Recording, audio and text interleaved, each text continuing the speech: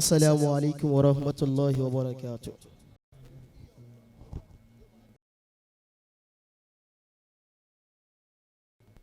أعوذ بالله من الشيطان الرجيم. بسم الله الرحمن الرحيم. إن الله وملائكته يصلون على النبي يا أيها الذين آمنوا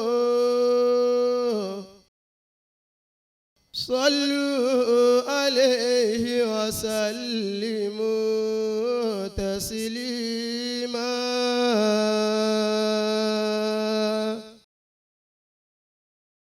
بسم الله الرحمن الرحيم. وما محمد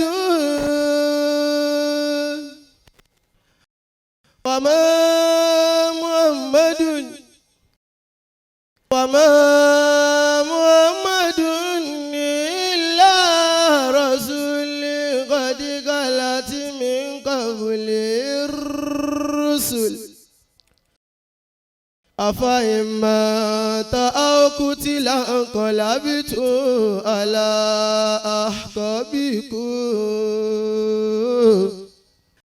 وما ينقلب على عقبيه فلن يضر الله شيئا وسيجزي الله الشاكرين.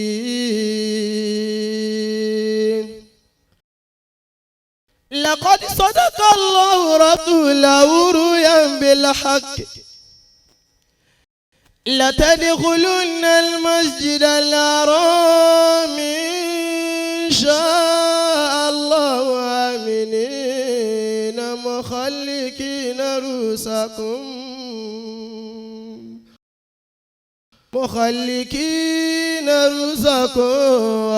ومخصرين لا تخافون فعلم ما لم تعلم فجعل من دون ذلك فتحا قريبا. هو الذي أرسل رسوله بالهدى ودين الحق ليظهره على دين كله وكفى بالله شهيدا. محمد رسول الله والذين معه أشداء على الكفار رحماء بينهم تراهم ركعا سجدا يبتغون فضلا من الله ورضوانا سيماهم في وجوههم من أثر السجود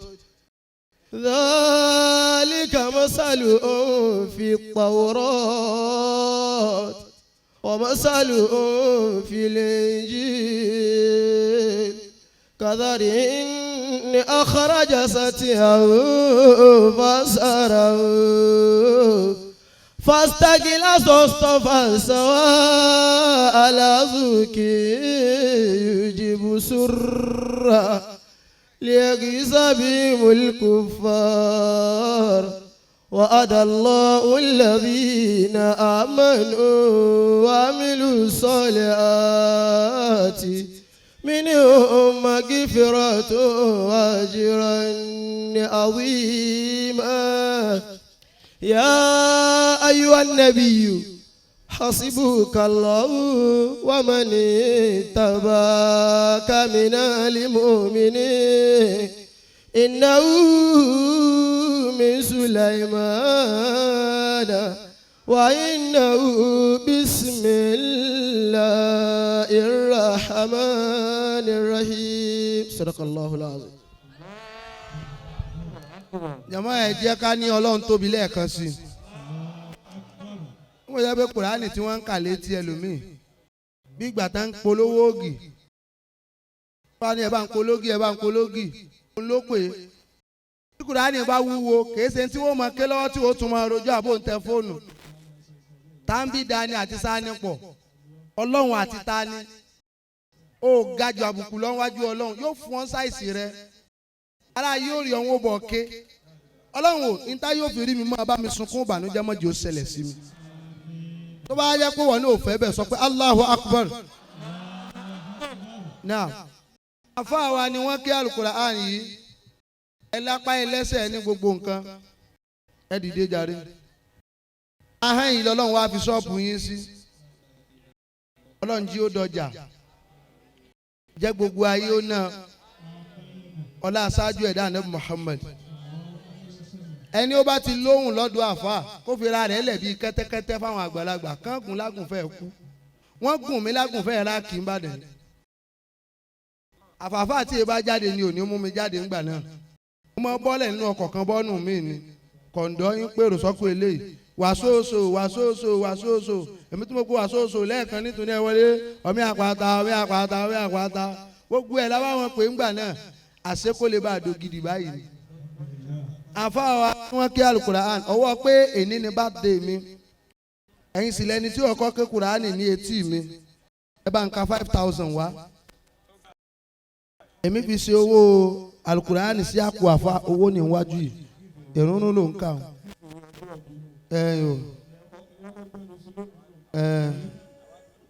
ẹ̀sùn wàhálà kó máa lọ sí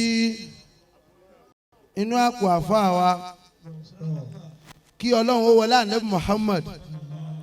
kó má ṣe léyìí ní àkémọ àkékulẹ̀ lómi òkè Kùránì yóò ké dáhùn kan yóò bá bẹ̀rẹ̀ ẹ̀jẹ̀ pọ̀ ẹlẹ́kùnta ló lè bá wa tó ń fa àfáà wa yìí ní nǹkan sápò ó kẹ ẹ̀mí yẹn kàn ní sọ bẹ́ẹ̀ ni o wọ́n ti fi yẹn nù ń gbọ́dọ̀ mú ti báskẹ̀tì ẹ̀yin ni ṣé ẹ mú mi wá padà tá a bá béèrè ti jàmọ́ o ẹ kàn bá ń appreciate àfà ohun yẹn náà ṣòro ní wọn náà máa ṣe nù ó máa tá ẹ̀ nù lé ìyàwó rẹ ẹ má ṣe dákẹ́ ìwọ ládàá òsì tẹ́tẹ́ dákun Kùránì náà lẹ̀ ń pè lẹ̀ ké bá wọn. ìṣẹ́lú ọlọ́dẹ́bí kẹrí ìyàwó ni lórí kíni lórí irọ́ àbá ó má ṣe lọ sùn lọ wá sẹ́mi lọ́kọ́ sáàrẹ́ lómi tí ó fún àbá wa ní pé mo appreciate ẹ ijó ẹ̀bùn tèmi náà bá fẹ́ wúlò jáyé ó dáwó kan appreciate ayé tèmi náà nítorí lómi ó wà ní same situation or condition tó wà ní last year ó ní wípé ìmọ̀ orí ire tó ń bẹ lára tiẹ̀ náà lára ẹlòmíì ṣùgbọ́n kì í mọ iyì tẹ́ni yẹn àfa wa àtàpáwí Ọlọ́run ò ní fi yín lẹ̀ alálùbáríkà àfa àwọn náà kó owó tó pọ̀ wá wọ́n kó sáàfà lápò àfa kan sọwọ́ síkùn báyìí ni èmi lèmi ń bá páàsì owó sápò rẹ̀ a sì ní jọ náà òun ṣe bí ẹni tó ní kọ̀ náà àbí ọmọ anífowó ṣe jọ gbogbo wa o ẹ tètè lọ jókòó Ọlọ́run ní jí ó bàjẹ́ kúlù máa ń la àbúdá mi níhu fámàlà hábà ń bí yìí akí bàbá wa àgbà sólájà bàbá àlùbáríkà Ọlọ́run ní jí ó bàjẹ́ kò ní jí ó fẹ́ bàjẹ́ Ọlọ́run wọlé àpé bàǹdírí alẹ́ yìí ó stand everything dún dáadáa ìbẹ́nu tá a fi wí lẹ́ẹ̀kan náà látó fi ń sọ àbí èwo ni kíní nìsín.